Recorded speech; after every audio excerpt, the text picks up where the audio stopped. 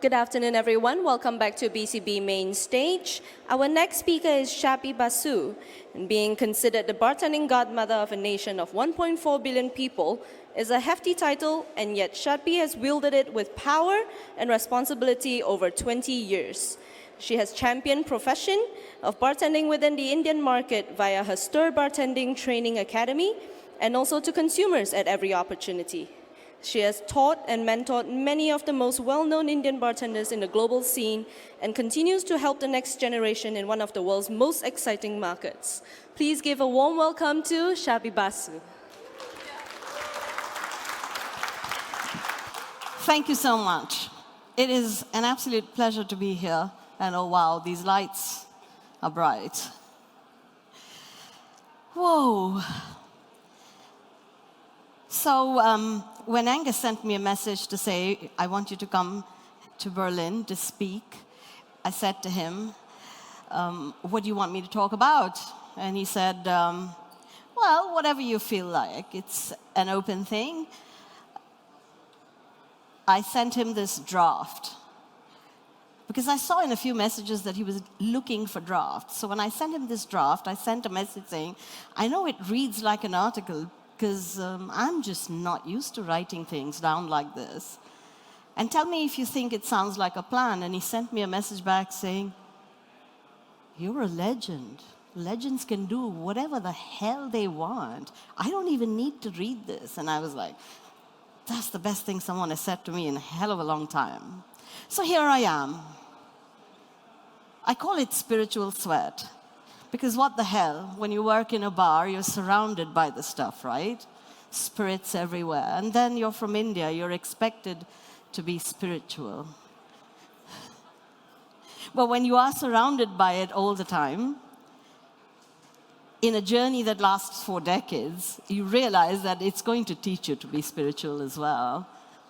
Because when you work in a bar, and you sweat like crazy when you work in a bar, if you've ever been to India, you know what the temperatures sometimes can be like.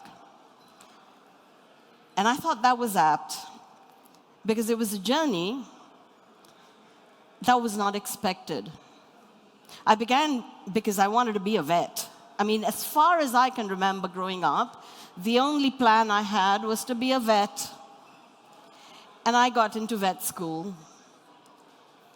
I really studied hard at mathematics because it eluded me. I mean, I was lost when it came to it, but I knew that if I wanted to be a vet, I had to study mathematics. I got through, got admission, and then the family doctor comes into the picture and says, what the hell are you doing sending her to vet school? She has so many allergies, she's probably going to spend more time in the hospital than the damn animals. All right. Parents come along, pull me out and say, oops, not happening. I didn't have a plan B. So they decided for me. My aunt and my mom said, well, she's the only one who spends time in the kitchen, so what the hell, let's send her to a hotel school. She'll probably do well there. I went there, completely lost for the first 6 months. I had no idea what I was doing there. By the end of the year, I figured, okay, yeah, cooking sounds like a plan. I think I should become a chef. So I spent the next 2 years working really hard at skills, learning how to use a knife. One of the holidays, summer, I think it was, in my second year, I went to a little city for a break, and a friend of mine introduced me to the Chinese kitchen there, and he had friends there. I kind of, while I was chilling with them, developed this really major crush on the manager there. Chinese too. But that got me into the kitchen. And that got me learning Chinese cuisine. I was fascinated by it because there was so much structure. There was so much technique. So I spent the next 2 years learning to become a Chinese chef. At the end of 3 years of hotel management, I was offered a job at a 5-star hotel in the kitchen. They promised that if I worked for 6 months in the main kitchen, they would then transfer me to the Chinese kitchen. I thought it was a fair deal. And there I was. Okay, main kitchen, the only girl in the main kitchen. Guys everywhere, just me. The head chef of the main kitchen was an old guy who I think disliked me with a vengeance. He didn't really show it, but He ignored me completely. 6 months, I slogged it out. I was perfectly happy. I said, okay, 6 months up, time for me to be transferred. So I tentatively went and said, so will you now transfer me to the Chinese kitchen? And he looked at me, and then he looked away and said, So I walked away. I waited another month. And then I waited another month. Nothing happened. And I thought, man, 8 months almost I've lost out on. I could have been brilliant by now. So I quit. And I decided to look up an old senior of mine from college who was the manager of a Chinese restaurant. I thought, hey, standalone restaurant should be easier. The chef there can't be that bad. He said, all right, come on. Work in service. I said, cool. And then I tried to get into the kitchen there. Sheesh, the chef there was even worse. I mean, he just pushed me out and said, don't come into my kitchen. She asked too many questions. And he banned me from the kitchen. So the manager said, well, now you look after the restaurant really well. Handle the bar as well. Okay, handle the bar as well. I'd spent 2 years only focusing on the kitchen. Sure, I had theory of the bar. I mean, if you study 3 years of hotel management, you can't not have it. But making a drink, really, I had no technique. I just knew the recipes. Theoretically, it was all there. And by the way, the bar, it was a little side station, okay? At one end, the wall, a little side station, glass shelves on top, cupboard at the bottom, and a little space there where I could actually stand there where everyone was watching me from all around. I wasn't even behind. There was no bar to be behind. And so I made my drinks there, and my first drink. So I had to go out and take the order and come back and make the drink and then send it out again. I went there to take my first drink order, scared out of my mind. The guy says, I'd like a martini. I asked all the right questions. Do you want it shaken or stirred? Gin, vodka? How dry would you like it? And then I went back. He asked me for a dry martini. I went back. I looked, picked up the bottle of gin. Then I'm looking for the vermouth. Nothing there. No vermouth. I went to the manager and said, man, there's no vermouth on your bar. How do you expect me to make a martini? He looked at me and said, well, that's your problem. The guy before you probably handled it. Now, I don't care. You figure it out. And if you can't make it, maybe you should just go back and say, I'm sorry, I can't make this drink. Can I make you something else? But if I did that, I didn't know that something else either, did I? So I said, okay, what is vermouth? Went back to the class. Fortified and aromatized wine. Okay, I can fortify, add more gin. Fortified, now aromatize. How do I do that? I see a bottle there which said Cinzano Aperitivo. Very similar, very close to Aperol or Campari. So I took my stirrer, and oh no, there were no mixing spoons then. Took the stirrer, dipped it in, did that to shake off the extra stuff, used that, and said, aroma. Made my drink, and by the way, we had really bad glasses then, really bad glasses. Poured it, gave it, and then stood in a corner like this. And I told the wait staff, if he doesn't like it, don't call me, I'm not coming out. And I was literally in that corner, peeping out to see the expression on his face. And he had that sip. And he said, and he drank it and he asked for another one, and I was like, oh, saved. It might not happen another day, but I am saved today. And I think that is when I realized that it was probably a chance, an opportunity for me to do something better than I would have done in the kitchen. Because back there, nobody would have known who I was. I'd never be able to see the expression on the faces of the people who ate what I made. There was so much noise in the kitchen. It was hot, it was dirty, clanks, sounds, cuss words. And here I was, air conditioning, great music, beautiful people, and I could still do everything, and yet be able to see whether what I did was right or wrong, had the opportunity then to go back and correct it if the expression did not say, wow. And that was it. I was hooked. I went back home.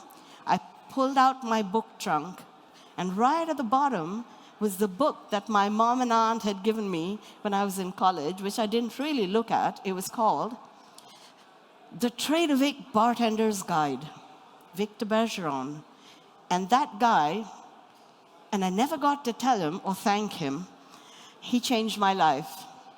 I picked up that book and I read it from the beginning to the end.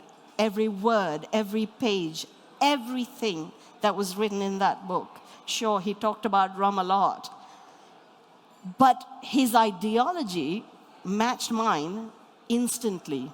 He was logical, he was smart, he said it like it was, and that was me. And that was it. I started my journey from that little side station in a little Chinese restaurant, and 40 years later, I'm still standing here, still bartending, and still thinking that it's the best job in the world.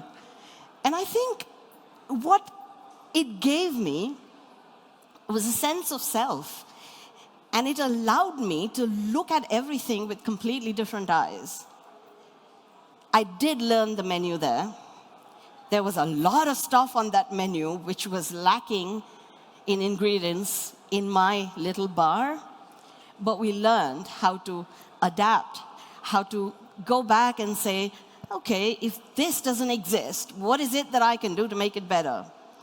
If I don't have Kahlua, what can I do to make Kahlua or a coffee liqueur a possibility?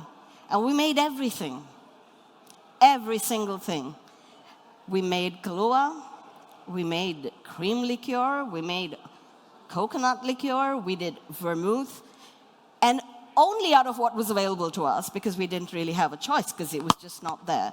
The market was that small, completely closed, and in a standalone, you could not get anything from outside the country. So we worked with what was available. We went out in the market, I looked for fresh fruit. And I said, hey, what can I do with fresh fruit? I brought in fruits, looked at the syrups that were available, did a mix and match, and started mixing really, really great drinks. And that was phase one, looking back. Once I had kind of established that, I went on to my next working place, and I thought maybe the bar there will actually be a bar and not just a counter, and it was. It was a nice bar, beautiful looking from the outside, but it was so high that I used to stand on a glass rack at all times. If I had to reach for something, I needed 2 glass racks, because I just couldn't. I was just like, yay, small. But inside, it was simply a wooden counter, wooden cupboards in the front, wooden cupboards at the back, and that's about it. There was one little tote box in which we had water, one little tote box which had soft drinks, and one that had ice. And every time I needed something, I would go down, pick it up, make a drink, give it out, all good. Bar number 3, I thought, okay, step up now. Oh boy. It was a little better. The front was now tiled, like you would have in the old kitchen at home. Tiles. Wood everywhere else. It had a bottle cooler. Wow. This was a little bit of a change from the tote box. But guess what kind of bottle cooler it was? It was the one that you had to dive in. Dive in, bring it out. You couldn't see a damn thing inside. And we had no phones, so we'd actually have to use a torch to figure out what we wanted and pick it up. The year I began was 1981. Yeah, I know, it happens to me. Jeet Rana's looking at me and saying I didn't exist. This guy, and I thought he just might have been born, looking at me saying, no, I wasn't there either. Royden? No, okay, that's cool. That's good, it's all right. So from 81, right up to 88, the only bars I had were either wood or tiled with all this kind of stuff around me. Progression. Year 1990, my daughter was born. I thought I should take a little time off to look after her. And therefore, I sat at home changing nappies. I thought that it would keep me occupied quite a lot, but I got bored after a while because I'm used to standing and working with my hands. And I said, what the hell can I do now? The computer was born that time. So my dad said, I'm going to give you a computer. I was like, whoa. Big guy like that with a big fat box, floppy disk. Some people might remember the floppy disk. And we had the screen, which was all black, and one little dot that went like that. And the language was called WordStar. So I looked at the screen for a long time. And then I thought, okay, everything that I've learned in the last 9 years, maybe I can start writing it down. That might be a good plan, keep me occupied. So I started writing down. One Sunday evening, I was looking at the color supplement in a very big newspaper in India called the Times of India. And this really well-traveled guy from India, actually from my city, Bombay, had written an article about wine and how to drink wine or how to enjoy it or how not to. There were a few lines that pissed me completely because they were so condescending. And they're kind of etched in my brain forever. I can never forget them. So I'm going to repeat some of them, and maybe you guys will tell me whether I was wrong. So the guy says, it's really simple to understand wine. You drink white wines and rosé wines cold and red wines cool. And if you cannot understand that, you should stick to ice and water. He then went on. He didn't stop there. He went on to say, drinking a bad wine is like reading comic books when you're growing up. It never allows you to understand or appreciate good literature. And you will never understand and appreciate good wine. That pissed me off.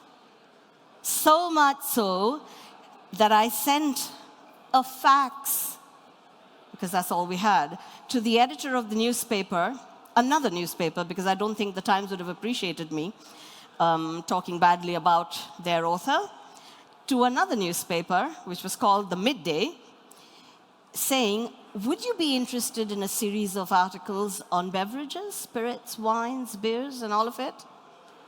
And he said, send me a sample.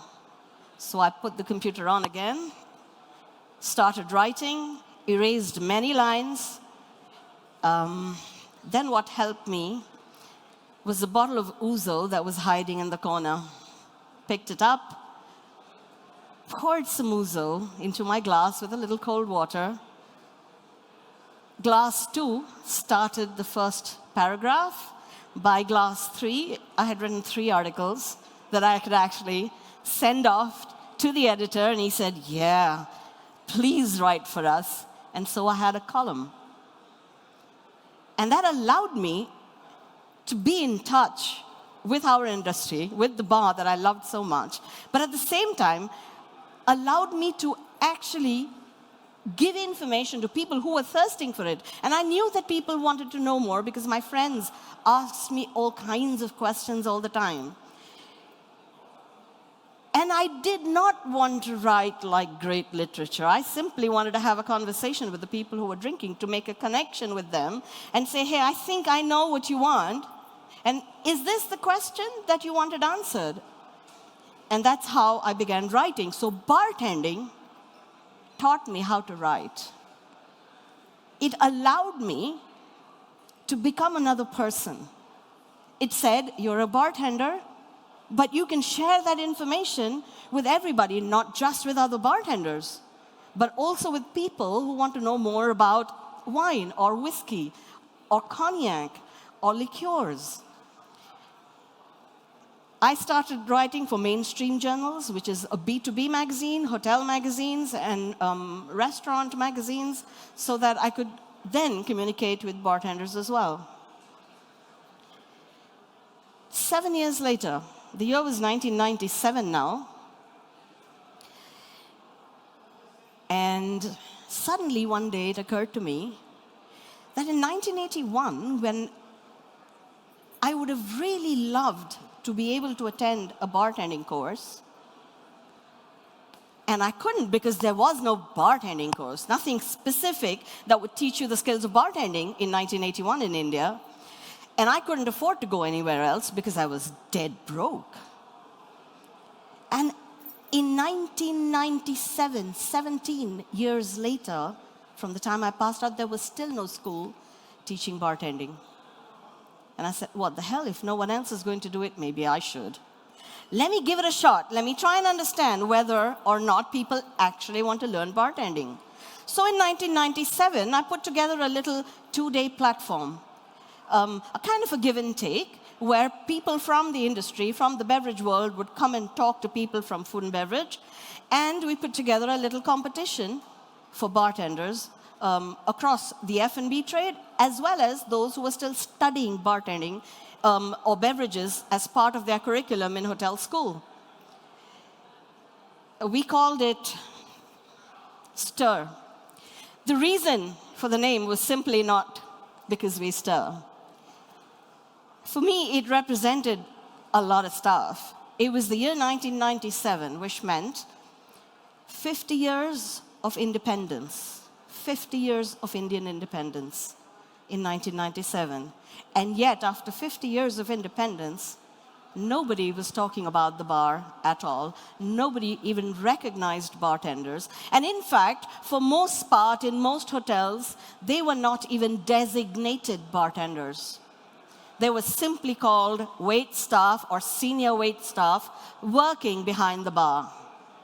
And I thought it was about time somebody changed that. So stir for me was more a revolution of sorts. It was a word that said, wake up, guys. Get off the apathy. Let's do something. Let's make a change. And that's what we did. We made that change for 2 years in a row, 97 and 98, and I figured that it was the right time now to start the school.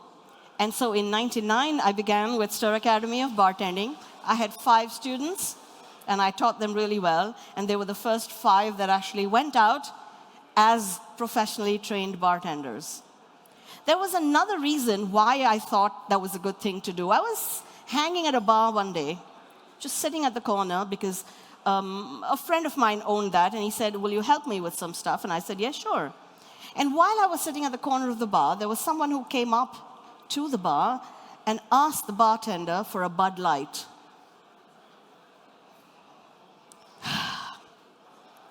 I was watching the bartender's face. He was completely fazed. He was thrown. He had no reaction. I have no idea what this guy is talking about. And he was looking around. At one point, he put his hand in his pocket to take out his lighter, because he heard the word light, and he heard the word bud. And I saw him glancing at the corner of his out of the corner of his eye to that little vase on the counter, which had a few flowers in it, and he wasn't sure whether he should look there or he should look at his lighter. And I walked inside the bar, talked to the guest, and said, I'm sorry, we don't have Bud Light, but we have something similar made in India called Kingfisher Light. Are you okay with that? And gave it to him, and this poor kid looked at me, and I said, it's okay, it's not your fault, don't worry. Because we were not exposed to anything from anywhere, we were all so closed. That was another reason why I decided that if nobody's going to do it, I'm going to do it, and that's when I started teaching. It was something that everyone who knew me as a person never expected, because I was this on the floor, on the go person all the time, and teaching. They looked at me, some of my batchmates said, seriously, you're going to teach now? What the hell? Yeah. And so I began teaching and bartending at the same time, because now I could go back. My kid had grown up a little, and I could actually go back to it.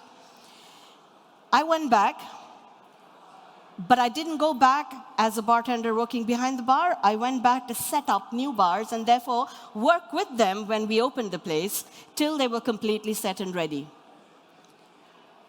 That was in 1998 when they said, will you help us design our new bar and create our menu and do the training? And I said, yeah, sure. And the old bar was exactly like those bars that I worked in, 81, 82, 86. And I said, are you okay if we break this one down? And he said, yes, sure. What do you want to do? I had actually walked into another five-star hotel bar, and I had seen that they had imported their bars from Perlik. I walked in. They were beautiful-looking equipment, but there was zero workflow in that bar. It was a bar. It had all the right equipment, but you couldn't work behind that bar because there was no flow. No one knew. They just said, brand new, shiny bar, looks great in a five-star hotel, but nobody talked about how you work behind a bar. And I thought to myself, whoa, why are we not doing this? We can't afford to get it from them because that's 6 months. They need that much lead time before they can actually design or send something to you. Why are we not doing this? We're making kitchens, right? We're working and we're fabricating stainless steel. Why can we not do this? So I went to the kitchen and I said, when your guy comes, the guy who fabricates all your equipment in the kitchen, would you ask him to come and see me? So he came in and I said, will you help me design a bar here? He said, do you have the drawings? I said, no, but I will draw them out. I will sketch them out. I will put sizes. I will show you a few pictures for reference. And he said, okay, cool. I can do it. And so in 1998, India got its first indigenous modular stainless steel bar, designed by yours truly. Yeah, I know, sometimes I need to brag a little, but no, but it felt good because now we were working behind a bar that was actually a bar. We had an insulated ice bin, so it wouldn't go all over the place. We didn't have to bend down all the time. Everything was perfect. We had one line on top, one line in the front. People could work without getting hurt, pushed. And I still see today sometimes there are bars where the bar's like this, but the speed rail is 4 inches or 8 inches out. And so if you're on this side, every time you want to move in a fast bar, it's going to hit you. It was a great bar to work in, but I realized that being my first bar and my mathematics not being brilliant, I needed to change that just a little bit to make it even better. So in year 2000, I made my second bar, and that was a breeze to work in. That was absolutely fantastic. Bartending taught me how to design a bar and get it fabricated. It made me understand mathematics better, something that I never learned in the classroom, however hard my teachers tried. But I was able to do that. And therefore, we now had young bartenders in India. The young ones of today take those stainless steel bars for granted. They think they existed. They did not. They absolutely did not. The market was just beginning to open up for us. We were now beginning to get new products that were coming into the market. People were bringing in stuff. Companies like Diageo, Pernod Ricard, Beam Global, Moet Hennessy were looking at India and saying, wow, that is a great market to be in. And so we started seeing new products coming in. And that was fantastic, because we could actually see that all the stuff that we had only learned in books, we could now see them and begin to use them. That was a phase that changed the scene. We evolved one step because now we could actually make drinks. The boys who had learned how to look at flavors and colors with those little tinctures and little liqueurs that we made at home were able to actually see the real stuff and were ready to use it in any way they could. Some of the kids had finally gone out the cruise ship, And they were doing really, really well there. And every time someone spoke to them and said, so where did you learn your bartending skills from? Which school did you go to? And they said, oh, it's a little school called Stir Academy of Bartending in Bombay, India. And they looked at them and said, no, that's not possible. You couldn't possibly have learned the skills of bartending in Bombay, India. But they did. We were just isolated. Nobody knew we existed. There was no internet then. No Google that we could do a search on. That came so much later. But we did survive, and we did great stuff. We had terrible, terrible, really, really bad glassware, but we were still able to produce really good-looking drinks in those terrible glassware. Once the market opened up, we had people who came in and started doing master classes, more knowledge. The kids learned even more. They had more opportunity. And then things started changing. Some for the better, some not so great. Now, sometimes I hold myself responsible for some of that bad stuff that happened, because it was in 2000 that I was really inspired by Scott Young of Canada. And I thought, okay, we should teach this kind of really cool style of flair bartending to the kids here. And I brought that in, and I said, okay, I'll teach you how to do that as well. I couldn't even catch a ball, okay? Never been good at catching anything. Perhaps colds, yes, but anything with my hands, no. But I watched his tapes, and I practiced at home, put all the mats out, hurt myself a lot, and started teaching them. And the worst part was I'd spend a week mastering a couple of moves. These guys, once I taught them, it would take them like 3 minutes. 3 minutes. And I'd keep practicing for weeks on end before I could teach them. So we went through this crazy phase where we began doing great stuff on the bar, using flair bartending while we were still mixing drinks, because at the end of the essence of everything was, at the end of it, if the guy doesn't get a great drink, and if he doesn't have to wait for it just because you're feeling all good about yourself, there's no point to it. And if you're not doing it for the customer, for the guest, if you're just doing it for yourself and you're throwing stuff in the air and all you're looking at is that bottle and you, no point at all. So we went through that brilliant phase where they were doing great drinks, great flair bartending, a lot of style, customer-driven. It was fantastic. And then we went through this really bad phase where then suddenly flair bartending became like a cuss word. It was almost like you were in the circus. And they were making such bad drinks. And I cursed myself saying, man, my fault. Why the hell did I do something so stupid? But we passed through that as well. When the kids really realized that, okay, that's there and this is here. But the world was changing as well. I had a call one day from someone from the media and said, so what do you think of molecular mixology? I was kind of phased for a bit. Molecular mixology, this new thing, she said. And I said, really? New thing? I thought, mixology has always been molecular. What the hell are you talking about? Do you not know that alcohol is a molecule? Do you not know that everything that we use in a bar is a molecule of sorts? And that's what we do. It's physics and chemistry. And thank God I studied physics and chemistry because I had to become a vet. I questioned myself all the time, why the hell am I studying this shit? Till I became a bartender. Because everything is a molecule. Everything is a solution or a suspension. Everything that we do, we shake. That's friction. Friction generates heat, and if you know how to deal with that heat, you have a great drink that's ice cold and has not broken down, has not melted down, because you know that if you were to put more ice than liquid in your shaker when you're shaking, then every time you shake and there is heat generated, the extra ice that you've put in is going to counteract the effects of the friction and help you stop the friction and the heat generated from actually breaking down your drink. Ooh, molecular. I didn't understand a lot of the molecular stuff. the caviar, the air, sometimes really solid stuff in your glass. I kept thinking, if someone comes to my bar, he's coming to my bar because he's thirsty. Not hungry. If he was hungry, he'd go to a restaurant, right? Should we? I'm the one who always says, if you don't learn every single day of your life, you're going to die.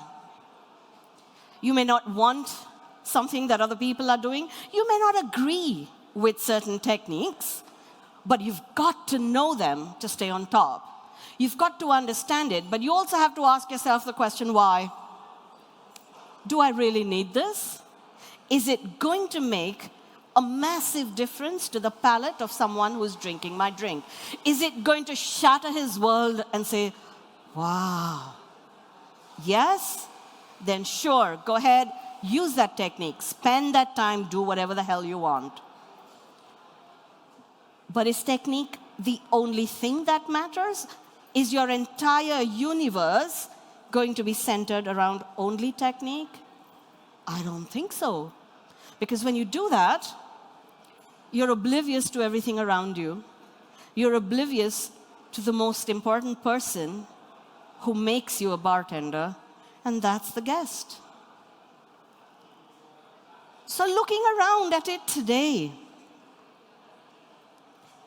I see great science at work. So much so that I sometimes wonder if these guys are really bartenders or are they scientists? They have labs. Ooh, how exciting. Wow, no one spent that kind of money on us. They have centrifuge machines. The first time I saw one and I said, oh, that's what in the path lab. They do that, they check your blood, for Christ's sake. What are you guys doing with this here? Sous vide. A guy asked me one day, what is the sous vide? Do I really need to use it? I said, understand it. There are merits. There's some stuff that you can do with it, great stuff. But think about it and then decide whether you think it works for you or it doesn't work for you. It's okay. So if you want to put something into a bag, and if you want to seal it and steam it and allow it to come together, and if that works for you, you should use it. By all means. We did it without sous vide machines. We just took a damn pot of boiling water and chucked stuff in and said, okay, and now we are ready. Out. I'm okay with it. And then came fat washing. The first time I read about that, I was thinking to myself, sheesh, what the hell is happening in the world today? Fat washing? Does it work? I wish somebody could use that damn technique on me and wash the fucking fat away, man. Will it work? Really? Oh my God. I had a drink yesterday which was fat washed with burnt brown butter and mushrooms. It was not bad at all. Not bad at all. But the one that defeated me the most, and I'm not saying it's a wrong technique, okay? Don't get me wrong. I'm just saying it defeated me, was the clarified milk punch. Suddenly, everyone was going crazy. Everyone was going completely nuts. Here I was sitting at a bar talking to these young kids, and they were telling me about how it dripped through something for 5 days, and it was crystal clear. And I said, but does your customer know it? Is he saying wow to that drink? That's it. I have just one thing. Does the guest know how much effort you put? Is he looking at your drink? Is he sipping it and saying, whoa, I've never had something like this ever? And if I had to put another drink that I made which did not go through a process, and he would sip that drink, would he also say, oh man, this is brilliant? Use technique. Make great drinks. But don't forget at the end of the day that if you're going to pass all the effort and then load the price of your drink because of all the time that you took, think again. Is it really, really making that much of a difference to your drink? If it does, use it. If it doesn't, forget it. It's okay as long as you know how to do it. Don't be ignorant at any stage. Never be ignorant. Looking around, I was looking around at all of these things, and again, a few things that struck me. The word mixologist. Suddenly, the word bartender was a bad word. What the hell happened? Everybody was a mixologist. I was thinking to myself, man, I was crazy. I spent fucking 20 years trying to figure out all of it. And after 20 years, even then I was afraid, can I call myself a mixologist? Do I know enough to use that word? What does it mean? Does it simply mean standing there and mixing drinks? Because I can teach my maid to do that at home. And if I teach her those 6 drinks, she'll do a damn good job of it. But if I ask her a question on anything that went inside, would she be able to answer me? No. If you don't know everything about every bottle that's behind your bar, and if you don't know how it will affect everything that you do, because every whiff, every nose, every sip over the last 40 years have taught me about history, about culture, about tradition, about geography. The one thing I was terrible at in school, history and geography. I hated it.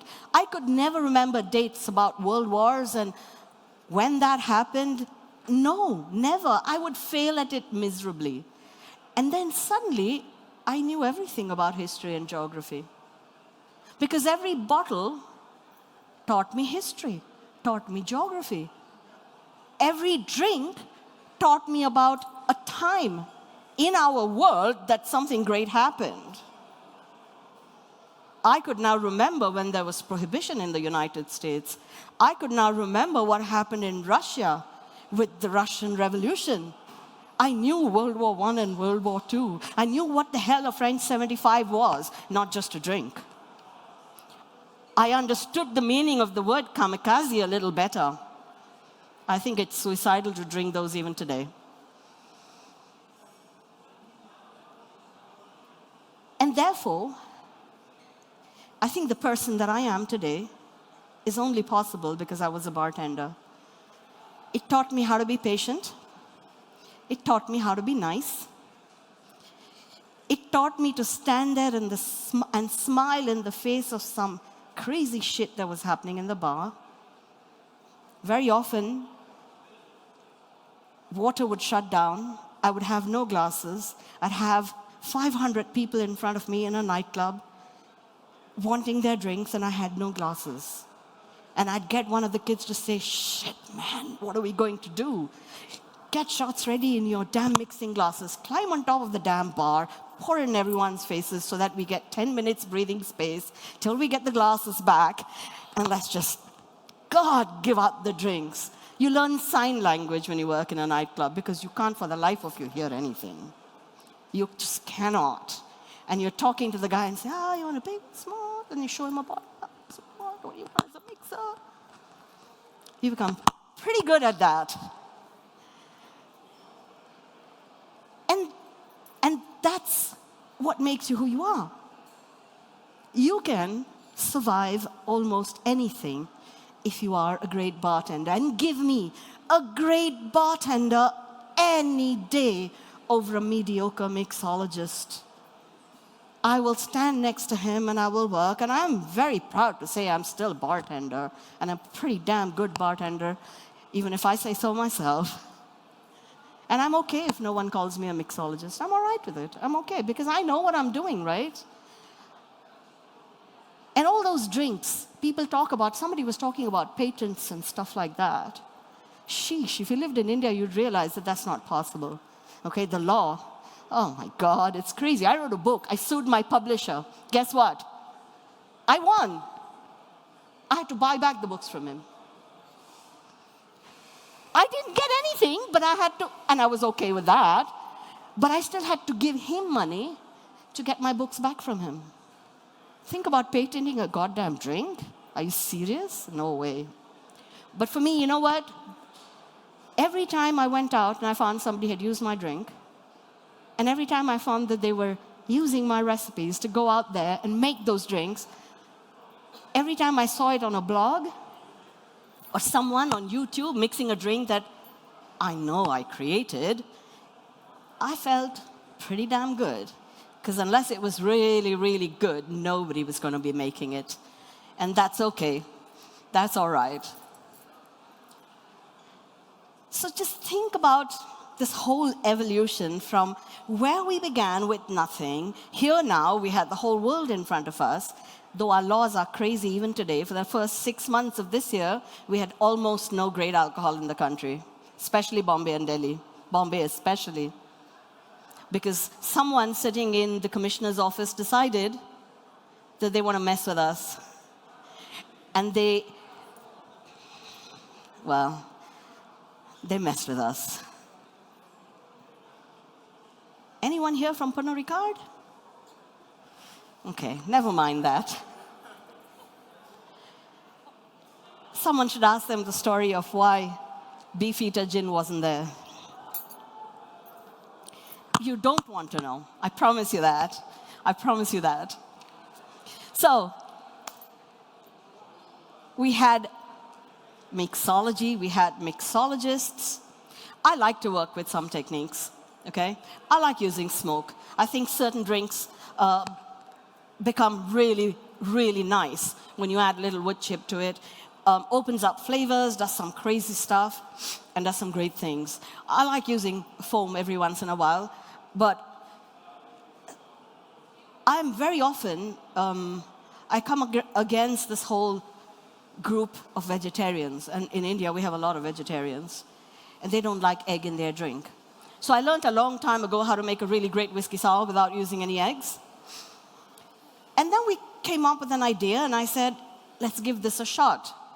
How about, because I'm not into using gelatin and agar-agar and all these strange things. Definitely no carbon dioxide and liquid nitrogen. I think it's a waste of time. Why put extra chemicals into something when you can make fantastic, fantastic drinks without them? And I thought, let me give this a shot. Yogurt. Why can we not use yogurt to make a really nice foam? And that's what I did. I made this amazing whiskey sour using, and we have these superb spices that we can draw upon. And I had fresh passion fruit, and I had some great passion fruit puree, and I decided, suppose if I make a passion fruit and curry leaf whiskey sour. And then, since I'm not going to use egg, can I just make a really nice foam on top? What should I flavor it with? And I thought, okay, how about mango and chili? Because I'm thinking citrus, the mango and passion fruit works well. Coconut works really well with passion fruit. I made one where I mixed the yogurt. I kind of drained out the water a little bit, added just that smidgen of cream, just to hold it together, and did mango chili in one and did mango coconut in the other. And then got it all together, made 2 drinks, got the foam up. I was waiting for it to collapse and to see if it was holding perfectly. It held perfectly. There was no trouble at all. So it's all about, I think, going out, looking at techniques that are there, and then trying to adapt them, trying to work with them to see. Don't keep a closed mind. Keep it open, because you don't know what might work, and you don't know how it will help you shape the drinks that you want to make. The other thing that worries me a lot, and this is because I come from India, where we started probably 100 years or so after everyone else in the world when it came to bartending, maybe even more. Dimi, how many years? 100 at least? Yeah? Okay. Now the rest of the world started with prohibition and before, and then went round, did everything, made a hell of a lot of drinks, some good, some bad, some really ugly, and then came back and started looking at the past all over again and said, oops, why are we not doing where we began? What are our roots? Let's go back to making speakeasies. Let's go back to making prohibition drinks. Let's go back to the classics before the classics.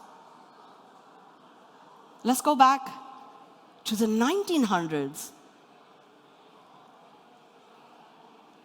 We had only gone here.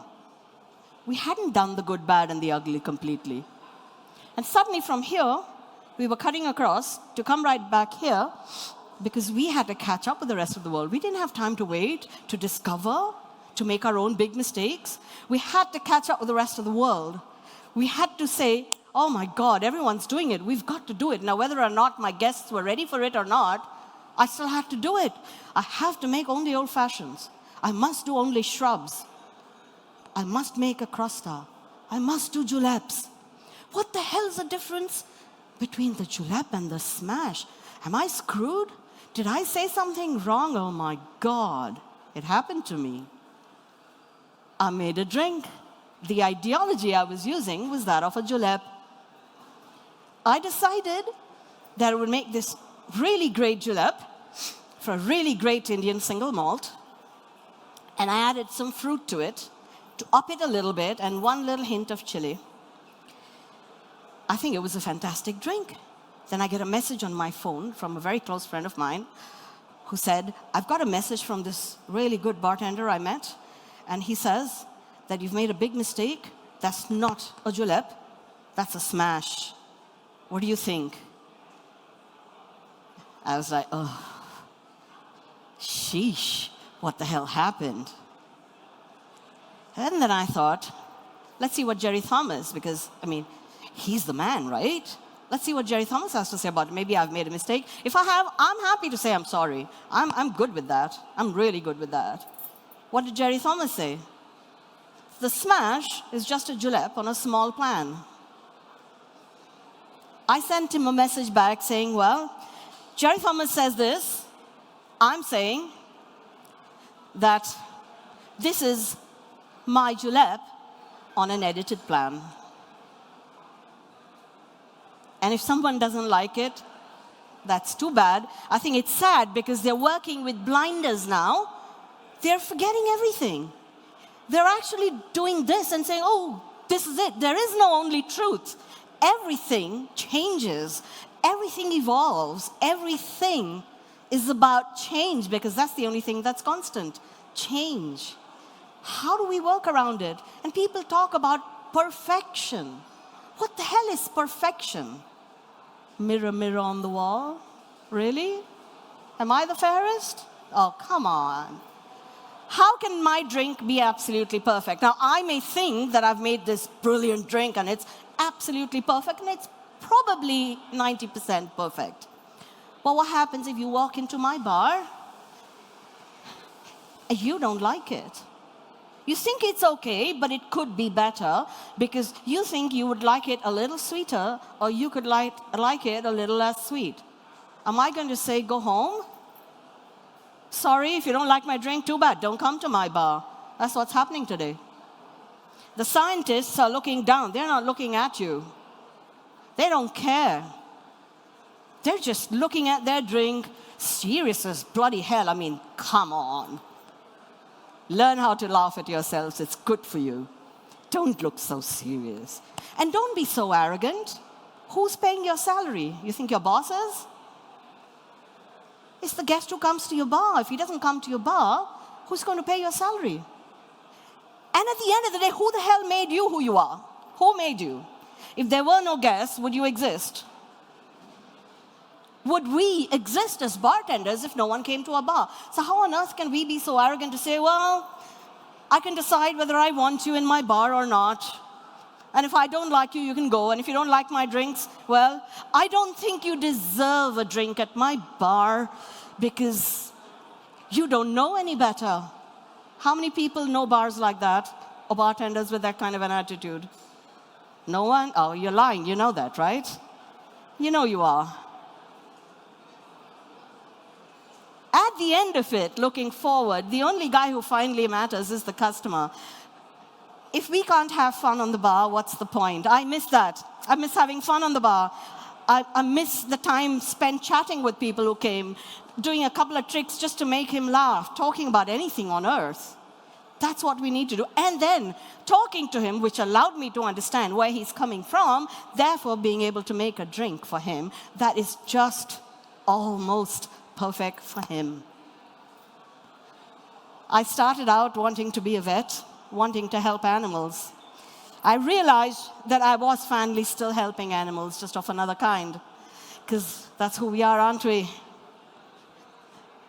And everything that I looked inside my glass to find, the knowledge, the history, the culture, all of that, I looked deep inside those glasses that I poured everything into. And I think at the end of the day, it was the glass that found me and made me the person who I am. If it wasn't for bartending, I do not think that I could have been the person who could have done so many different things, and I continue doing those different things because it gives you the power to look at bartending from so many different angles. And you can teach, and you can be on TV and do TV shows. You can talk to people, help them understand what we are all about and what drinks are all about. Get them, especially speaking to customers. And that's what I did. And I thought I found bartending, but I think bartending found me. Thank you very much for listening to me, ladies and gentlemen. It has been an absolute pleasure. Thank you.